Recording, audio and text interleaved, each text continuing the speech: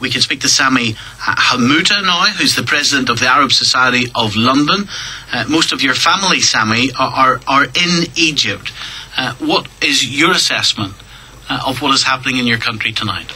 Well, after hearing what Hassan Mubarak said, I still think that after all that, it's still not really going through to him. That's not going to make the Egyptians happy at the end of the day. Like, the Egyptians aren't going out there protesting just so that he can come out saying he's going to stay in power but just change the government.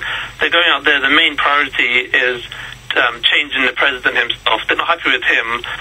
They don't want him to be in power anymore. So I think that I don't think the people are going to be at rest until he actually does remove himself from power.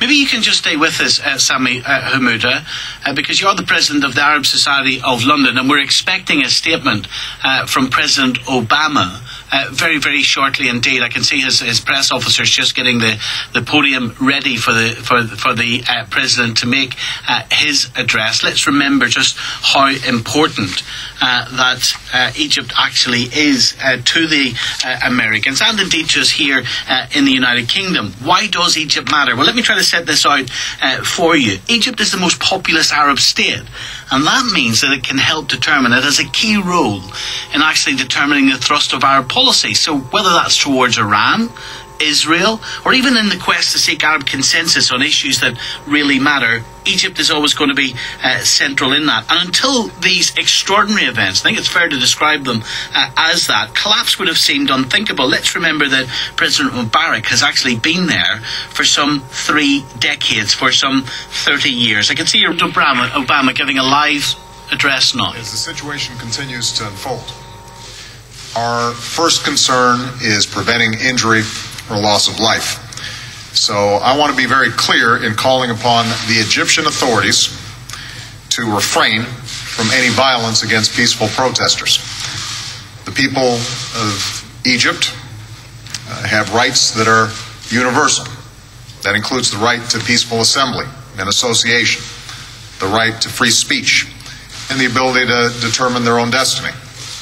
These are human rights, and the United States will stand up for them everywhere.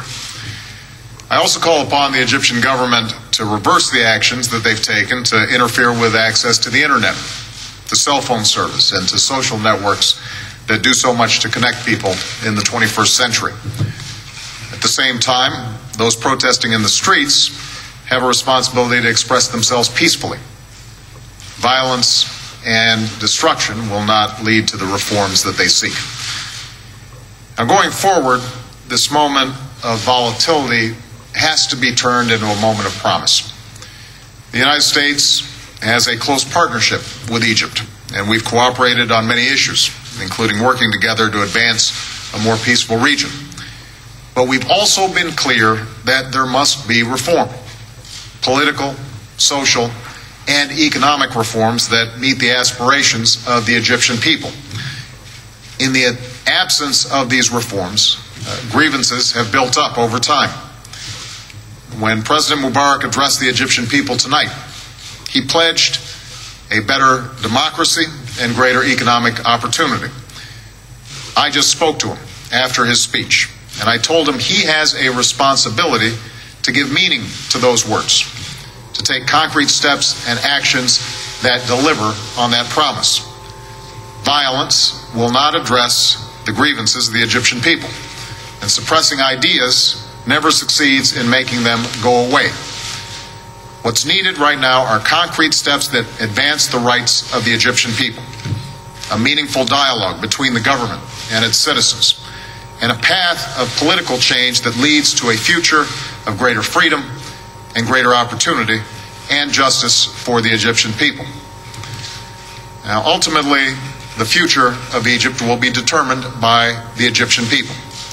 And I believe that the Egyptian people want the same things that we all want: a better life for ourselves and our children, and a government that is fair and just and responsive. Put simply, the Egyptian people want a future that befits the heirs to a great and ancient civilization. The United States always will be a partner in pursuit of that future, and we are committed to working with the Egyptian government and the Egyptian people, all quarters, to achieve it.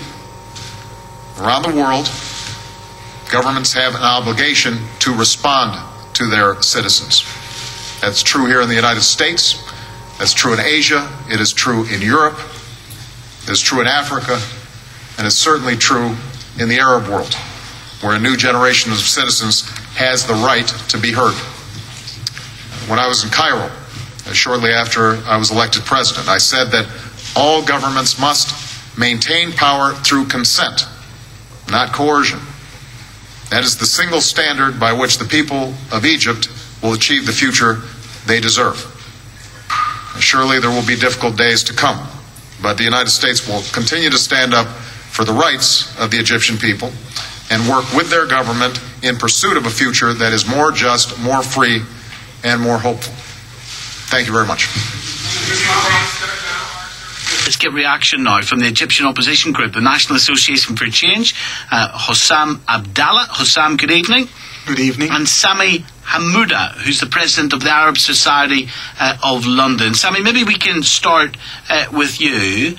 President Obama, it's a list of demands to Mubarak, but it is still tentative support at this stage. They have not withdrawn their support, Sammy. I still don't think that it's enough, to be honest.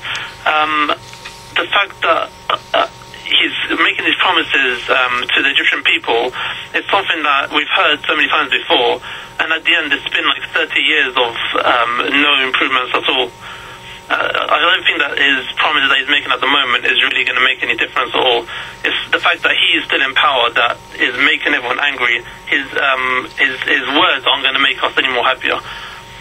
So it's, in order to make us happy, to make the Egyptians happy, he would have to leave. That's the only way that would change things for real. So you're not interested in what the President of the United States had to say? No, I don't think that everyone really understands Mubarak the same way the Egyptian people do, because they live in the country and they've experienced it themselves. They know exactly what... Mubarak could make things look okay. He could make things like... just make it seem like everything's getting better. But really, if you speak to different people, you just find that it's not at all.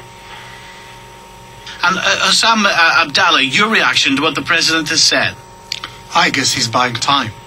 I mean, he doesn't know who will replace Mubarak, and he's trying to buy time. Well, he'll soon find out tomorrow, Hossam, because a new cabinet's been appointed tomorrow. A new cabinet is nothing. They are civil servants who serve the president. The president is power in Egypt. The rest of them actually ask the president, speak to the president. There is no change whatsoever. There was even a plan to change the cabinet after the election of the new parliament. So this is actually not new.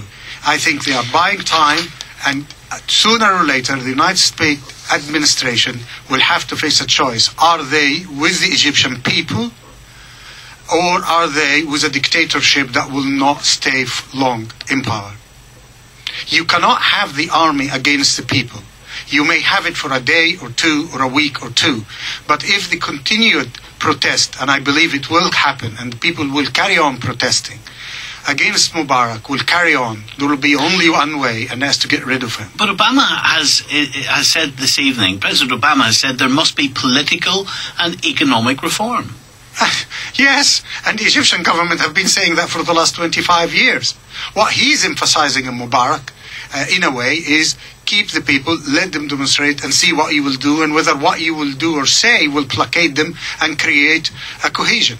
I doubt that that will happen. And I genuinely believe that the Americans are waiting to look at the different cards and how they will unfold. And that is why it's a tentative support. That is why he's not coming outright supporting him.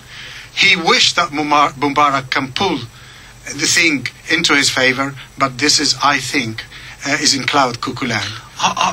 We now have confirmation, Sammy Hamouda, President of the Arab Society of London, that President Obama has spoke to President Mubarak. This was directly after Mubarak made his speech to the nation on television. And I pointed out earlier that President Mubarak still has this curfew imposed. People do not have a right to assembly. Internet services still are disrupted, and that is in complete odds. That is at odds with what President Obama has now insisted upon publicly throughout the world. So what move does Mubarak make next? That's absolutely. The way I see it is that if someone really cared about his people, really cared about his country, he wouldn't turn the police against them to attack them, to shoot at them. He wouldn't turn the army against them as well. Those kind of things. He could come out and say that he's going to make changes. He's always looking out for the Egyptian people. But as they say, actions speak louder than words. You know, someone that just moments ago was turning the army against the people. How can he come out and say that he cares about the Egyptians and he wants to change the government in order to help the Egyptians?